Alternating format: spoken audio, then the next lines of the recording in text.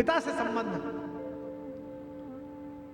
बहुत आनंद के साथ लोग बताते हैं आजकल हमसे, भाई साहब हमारे बेटों के साथ बहुत अच्छे संबंध हैं, हम लोग तो साथ बैठ के ले लेते हैं।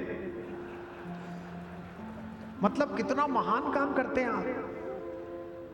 आपके नाम की तो मैं 2 डुबकी लगा के आऊंगा प्रयाग में। हाँ भाई साहब बाहर जाके बच्चा ले, इसलिए हम वहीं ले लेते हैं। कोई आप सत्संग कर रहे हो, कोई उपनिषद बता रहे हो, भजन साथ कर लिया हो, कुछ उसे सिखा दिया हो, हम तो खुद ही ले लेते हैं। लेकिन एक राजा है जो सुबह ही सुबह बाल बनाते समय एक हल्का सा बाल सफेद देखता है तो जाकर कह देता है अपने गुरुजी से, गुरुजी बेटे का राज्याभिषेक करो, मेरा हो गया बुढ़ापा। राजनेता को सीखना चाहिए राम कथा से। यहां तो तब तक 4 पहियों की कुर्सी पर बैठे रहते हैं जब तक 4 आदमी उठाने ना आ जाएं। बैठेंगे जमी गए, हट ही नहीं रहे हैं भाई। वो दशरथ कह रहे हैं कि एक बाल दिख गया, छोड़ो, हमने कर रहे हैं, हटाओ, अब ये लड़का करेगा, हम पीछे बैठेंगे। और अचानक पिता ने बुलाकर कहा कि बेटा कोई राजा वाजा नहीं, जंगल जाओ, 14 साल बाद आना।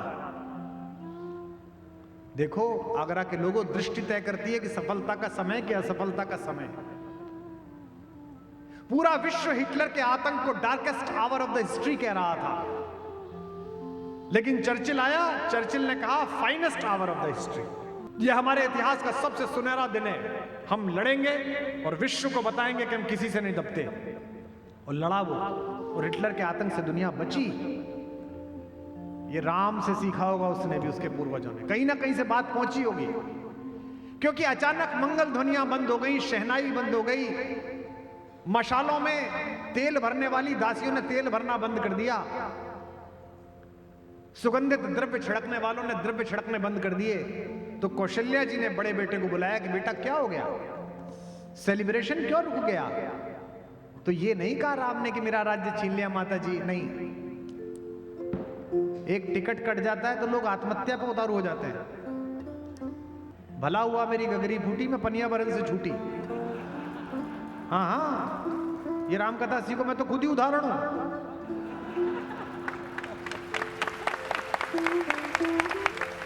क्योंकि महाभारत पढ़ के ही मैंने सीखा कि मित्र अगर दुर्योधन निकल जाए तो कर्ण की तरह उसके रथ पे मत बैठे रहो, उतर के भागो, क्योंकि खुद तो मरेगा ही, ये तुम्हारे भी रथ का पहिया फंसाएगा कहीं जाके। कौशल्या जी ने पूछा कि बेटा क्या हो गया? तो राम जी ने ये ना कहा राज्य छिन गया। राम ने प्रसन्न तो होकर कहा माता, पिताजी ने मुझे जंगल का राज्य दे दिया, पिता दीन मोहि कानन।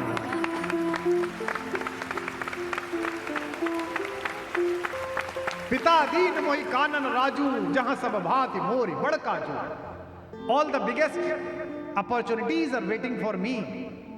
सारी बड़ी बड़ी सफलताएं मेरी प्रतीक्षा कर रही हैं।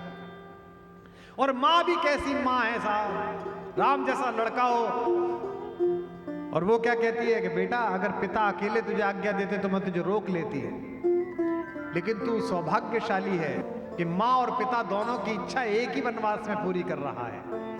जो पित मात कहो वन जाना, तो कानन शत अवध समाना। तो जंगल 100 अयोध्याओं के समान है।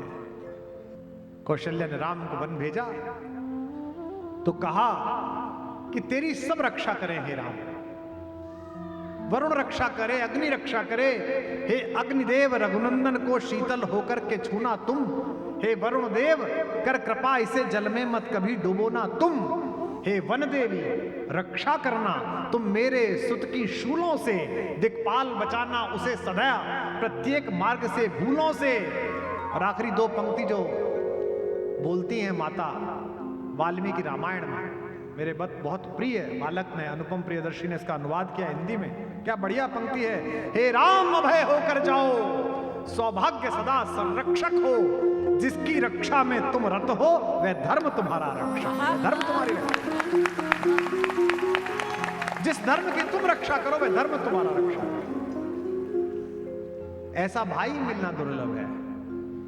दुनिया में बड़े से बड़े आदमी की परछाई काली होती है, राष्ट्रपति महोदया भी चलें तो काली परछाई पीछे पड़ेगी, प्रधानमंत्री जी चलें तो भी पीछे काली परछाई होगी, संत चलें तो भी पीछे परछाई होगी। अगली पंक्ति पर हम लक्ष्मण जी का जय घोष करेंगे मेरी एक बात पर, दुनिया में अकेले मेरे राम थे जिनकी परछाई गोरी थी, उजली थी। राम जब भी चले लक्ष्मण जैसा उजली परछाई के व्यक्ति उनके पीछे पीछे चला। 12 से निज हितपति जानी, लक्ष्मण राम चरण रति मानी। लक्ष्मण ने सुमित्रा माता से पूछा कि मैया भैया जंगल जा रहे हैं, मैं जाऊं या ना जाऊं? उन्होंने पूछा मुझसे क्यों पूछने आया है? तो लक्ष्मण ने कहा आप मां हो, पिताजी तो इस अवस्था में है नहीं वो कुछ बोले शोक में, आप ही बताओ कैसी मां रही होगी सुमित्रा? मां कहती है बेटा तुझे भ्रम है कि मैं तेरी मां हूं, मैं तो इस जन्म की तेरी मां हूं। तेरी मां तो सीता है, तात तुम्हार मात वैदेही, पिता राम सब भांति स्नेही। और तुम्हारे पिता तो राम हैं। तो कहता है अयोध्या रहूं कि जंगल जाऊं? तो मां क्या कहती है सुमित्रा, अवध तहां जहां राम निवासु। अयोध्या नहीं है, तहां ही दिवस जहां भानु प्रकाशु। जहां सूरज उगता है वहां दिन कहलाता है, जहां राम रहता है वहां अयोध्या कहलाता है। अयोध्या अपने बेटे से कोई मां कह सकती है कि जो पे राम सिया वन जाही, अवध तुम्हार काम को चुनाई। अयोध्या में तेरा काम नहीं है कुछ भी। यदि बांका बाल हुआ भी तो होगा भाई की सेवा में। बेटा अगर तुझे कष्ट भी आया तो किस लिए आएगा? भैया की सेवा कर रहा था, क्या गलत बात है? यदि बांका बाल हुआ भी तो होगा भाई की सेवा में, लग जाए प्राण की बाजी तो श्री रघुराई की सेवा में। देखना लाल मेरे हो तुम, अगर मेरा बेटा है तो सत पे सदा अड़े रहना। 14 वर्षों की सेवा में वीरों की भांति खड़े रहना। किंचित भी पीछे हटे लाल तो क्षत्रिय धर्म मिटा दोगे। कर्तव्य मार्ग से डिगे अगर तो मां का दूध लजा दोगे। और अगली 2 पंक्तियां, जाओ प्रसन्न रखो उनको, जाओ प्रसन्न रखो उनको जो मुद मंगल के दाता हैं। अब पिता तुम्हारे रामचंद्र, अब सिया तुम्हारी माता। बोल सुमित्रा मैया की। ऐसी मां ढूंढनी मुश्किल है। इसी चित्रकूट में घास फूस की बनी हुई झोपड़ी में जब भगवान सोए हैं, अंदर माता सोई हैं, तो वहां एक शिला बनी हुई है। कभी चित्रकूट जाइए, हम जाते रहे हैं, हम और रमेश जी बांदा जाते थे चित्रकूट दर्शन करने जाते, उसे लक्ष्मण शिला कहते हैं। उसकी बनावट ऐसी है कि नीचे से कोई भी आए तो दिखाई देगा। वहां रात भर जागते हैं लक्ष्मण जी। मैथिली शरण गुप्त पूछते हैं कि ये कौन जाग रहा है कामदेव जैसा? जाग रहा यह कौन धनुर्धर, जबकि भुवन भर सोता है। भोगी कुसुमा युद्ध योगी सा बना दृष्टिगत होता है। बना हुआ है प्रहरी जिसका उस कुटीर में क्या धन है। जिसकी रक्षा में रत इसका तन है, मन है, जीवन है। तो कवि को उत्तर देता है समय कि मर्त्य लोक मालिन्य मेटने स्वामी संग जो आई है।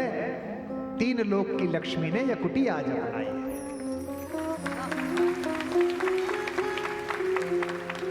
हमारे यहां एक कहानी आती है कि जब चारों बच्चे पैदा हुए तो लोगों में बड़ा उत्साह जमा कि बच्चों को देखें, दर्शन करें।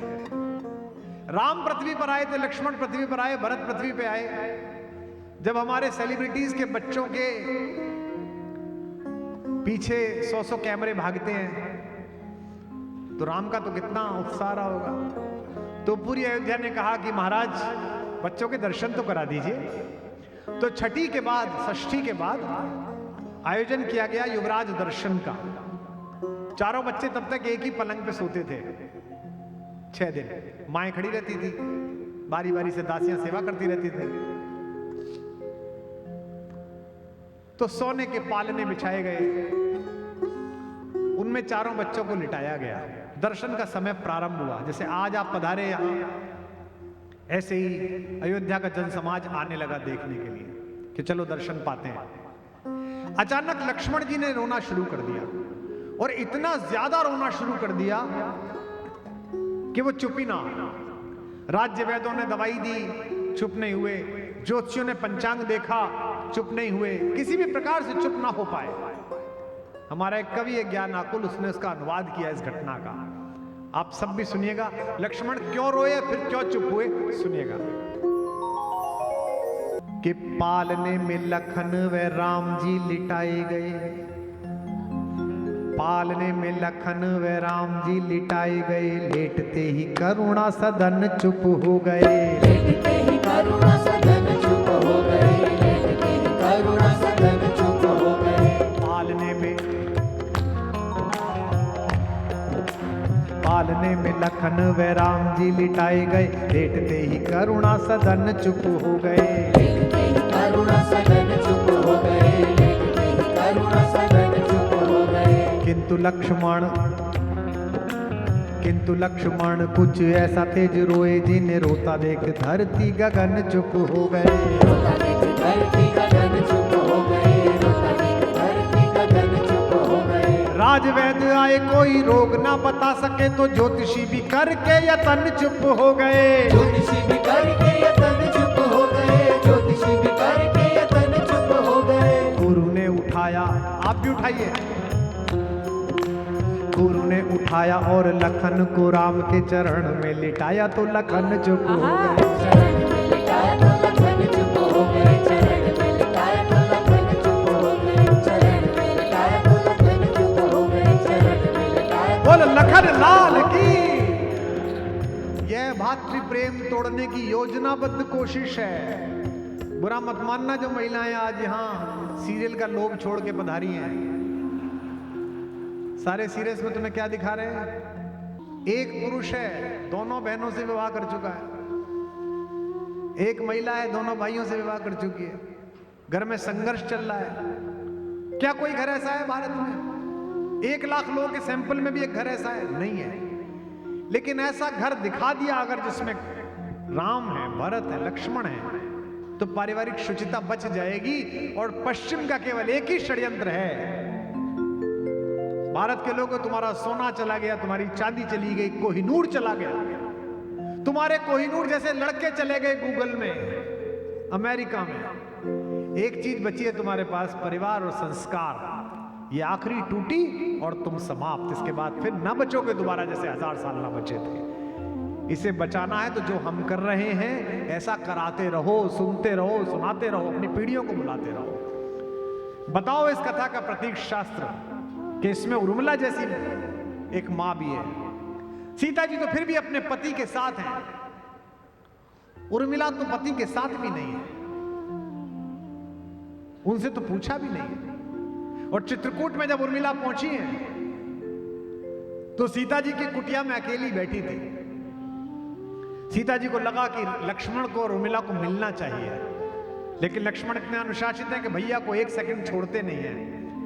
तो सीता जी ने लक्ष्मण को बुला के कहा कि लल्ला, हमारी कुटिया में फूलों की डलिया रखी है, जरा डलिया लेके आओ। जी भाभी जी। जैसे ही भाग कर गए, दरवाजा खोला, सामने उर्मिला, जिससे पूछकर भी नहीं आए थे। गुप्त जी कहते हैं कि उर्मिला को देखकर लक्ष्मण तो सकपकाए, लेकिन उर्मिला हंसने लगी, मुस्कुराने लगी। और जो उर्मिला ने बात कही वो कैसी है? वो केवल सीता की बहन ही कह सकती है। कहती है, मेरे उपवन के हिरण आज वनचारी, कल मेरे गार्डन में घूमने वाले हिरण आज जंगल में घूमता है। मैं बांध न लूंगी तुझे तजो भय भारी, मैं बांधूंगी नहीं अपना भय छोड़। मैं तो देखने आई हूं कि मेरा तपस्वी कितनी तपस्या कर रहा है, अच्छा कर रहा है कि नहीं कर रहा है। ये उर्मिला है। गिर पड़े दौड़ सौमित्र प्रिया पदतल में। लक्ष्मण भी उर्मिला के चरणों में गिर उठे। और लक्ष्मण ने क्या कहा? वन में तनिक तपस्या करके बनने दो मुझको निज योग्य। तुम्हारी मेरी शादी इसलिए हो गई क्योंकि भैया की हो रही थी, और तुम बहनें थी वहां मौजूद, इसलिए हम चारों भाइयों की हो गई। अन्यथा सीता तो राम जी के योग्य हैं। उर्मिला, मैं तेरे योग्य नहीं हूं, क्योंकि तू मेरी पत्नी होने के अलावा जगदम्बा की छोटी बहन भी तो है। उसको तो राम मिल गया, पर मुझे 14 साल तपस्या करके कम से कम प्रीलिम्स तो पास करने दे कि मैं भी तेरा पति कहलाने योग्य हो जाऊं। ये कहा। कैसी माएं हैं। जब हनुमान जी संजीवनी बूटी लेकर आए तो रास्ते में अयोध्या जी के ऊपर से आए तो भरत की एयरफोर्स ने देखा कि कोई अलग प्रकार की चीज जा रही है। तो फोर्स लैंडिंग कराई, नीचे उतार लिया। फोर्स लैंडिंग ही थी वो। जब पता चला कि तो हनुमान जी हैं और मूर्छा आ गई है, भरत जी व्याकुल हो गए, चिता सजाने लगे अपनी, लेकिन धैर्य धराया गया। तो सब लोग मिलने पहुंचे, 3 पात्र मिले, मैं बता रहा हूं आपको, मिले तो सब आप सोचेंगे कैसा घर रहा है जिसकी कहानी से हम अपने बच्चों को अछूता कर रहे हैं। सबसे पहले कौशल्या गई, उन्हें पता लगा कि लक्ष्मण को मूर्छा आ गई। राम की मां को राम के सेवक ने देखा, हनुमान ने देखा, कैसा भावुक पल होगा। हनुमान चरणों में लेट गए, रोने लगे। पुत्र के सेवक को, पुत्र के मित्र को पुत्र समझकर मां ने उठाया और गले लगाया कौशल्या ने, और कहा बेटा तुझे गले लगाकर ऐसे ही शांति प्राप्त हुई जैसे राम को कलेजे से लगा के होती थी, तू इतना ही पवित्र है। और कान में धीमे से एक बात कही जिससे कौशल्या जी का चरित्र पता चलता है। कौशल्या ने कहा बेटा राम से कह देना लक्ष्मण के बिना अयोध्या ना वापस आए। यह कौशल्या कह रही है। इसके बाद सुमित्रा जी मिलने गई। सुमित्रा जी के चरण छुए, उन्होंने कहा कि आप तो मेरे मित्र की मां हो मैया। रोने लगे हनुमान। फिर गले सुमित्रा जी ने लगाया और कान में पता है क्या कहा, बेटा राम से कहना लक्ष्मण के मूर्छित होने पर युद्ध ना रोके। अभी मेरा एक बेटा शत्रुघ्न और है, उसे भेज दूंगी, लेकिन सीता को वापस लेकर आए, अकेला ना आए। ऐसा घर ढूंढ सकते हो आप? जेठों के खिलाफ मन में षड्यंत्र भरने वाली बहुएं तैयार की जा रही है टीवी सीरियल से। इन्हें उर्मिला कौन सुनाएगा?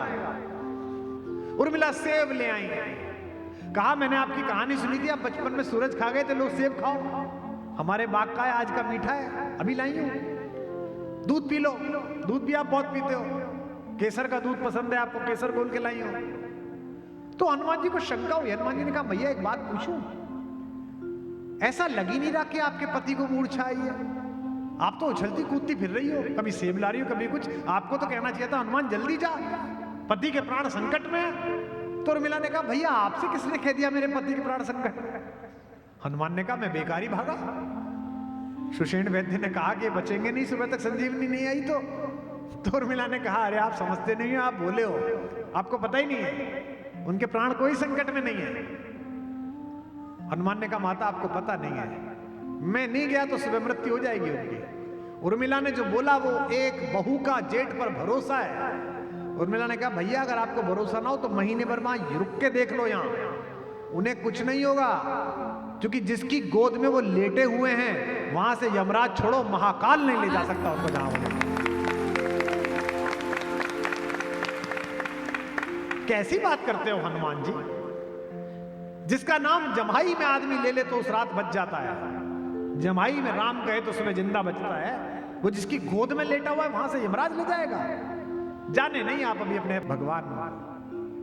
हनुमान ने कहा हाँ मैंने सोचा ही नहीं, फिर वो लेटे क्यों हुए वहां? उसने कहा वो आप नहीं जानोगे, पति मेरा है ना बहुत शैतान है, 14 साल बहुत भैया ने सेवा कराई है, टिटोली सोझी है, भैया की गोद में सेवा का आनंद ले रहे हैं, थोड़ी देर के लेटना चाह रहे हैं, इसलिए